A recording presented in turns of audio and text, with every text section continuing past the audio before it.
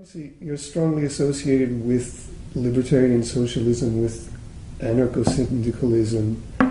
But one thing that I find interesting is that you call yourself one of the few conservatives in the United States because, as you say, you actually believe in traditional values. Now, and I'm just doing this for the sake of clarity. When you say conservative, what do you mean by this? Well, the term conservative now doesn't mean anything like what it I realize it's been used in many different ways. It almost reactionary status.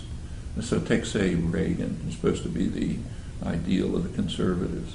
He believed in a very powerful state which intervened massively in the economy.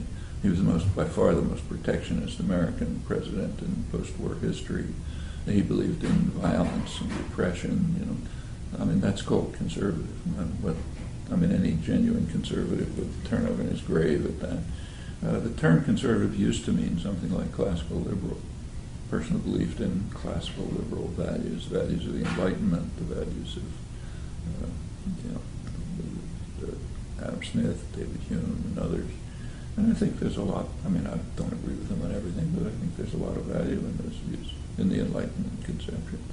So there's no... And in fact, I think in many ways, a lot of the anarchist movement, including the anarcho-syndicalist wing of it, grew out of these classical liberal ideals.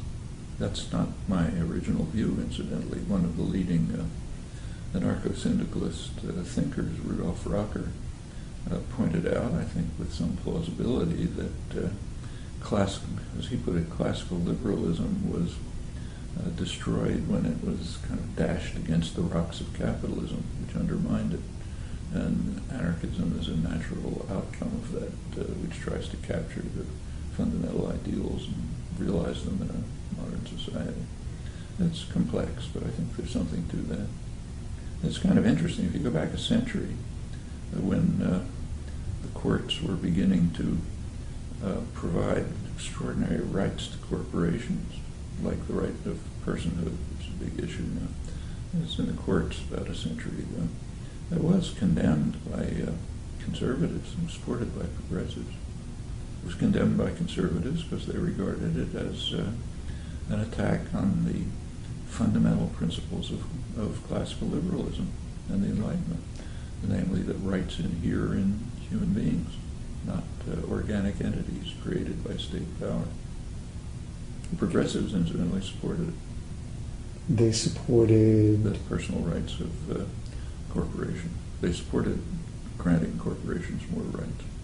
Overwhelmingly, not just this is not drawing the lines too starkly, but substantially. Okay, so when you're using the term conservative, you're talking about an older kind of conservative. What the word traditionally meant. I'm not talking about Gingrich, I'm not talking about Reagan, I'm not talking about Fox News.